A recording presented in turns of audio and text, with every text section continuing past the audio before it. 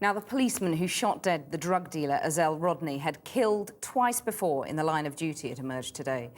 The officer was giving his version of events in public for the first time since the shooting in North London 7 years ago. Rodney's mother stormed out of the public inquiry, shouting at the officer, "How many more lies are you going to tell?" Our Home Affairs correspondent Simon Israel now reports. Well, we're looking to do it at the roundabout if he stops. To do it meant to stop three armed men on their way to rip off a Colombian gang of their cocaine. But in the process, one, Azelle Rodney, was shot dead.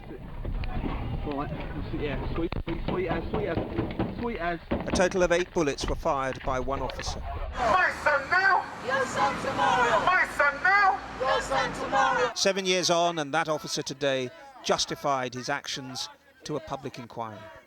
In a charged atmosphere, the officer known as E7 told the inquiry that he believes today what he believed 7 years ago, that Azelle Rodney was about to open fire with a submachine gun when he shot him.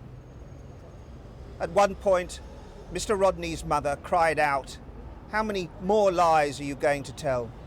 before she left the hearing in disbelief. Intelligence had been wrong. Azelle Rodney was not carrying a submachine gun, nor any other gun in his hand, but weapons were later found in the car. E7 was taken through a series of photographs of what would have been his view of Mr. Rodney from his front passenger seat as his unmarked police car pulled up alongside and he opened fire.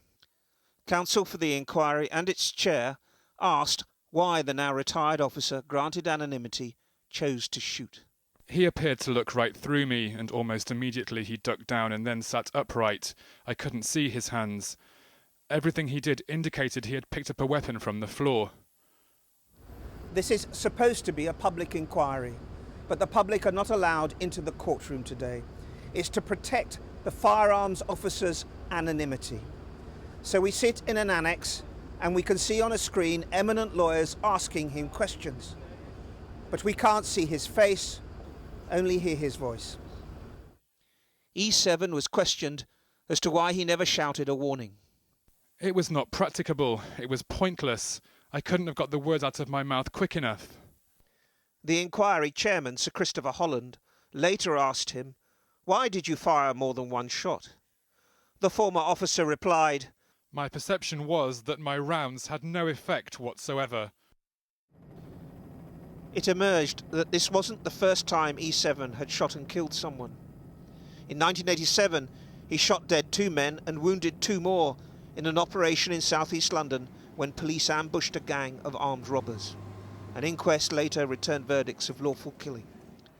At the heart of this unprecedented public inquiry is a mother's quest to get to the truth of why her son had to be shot dead.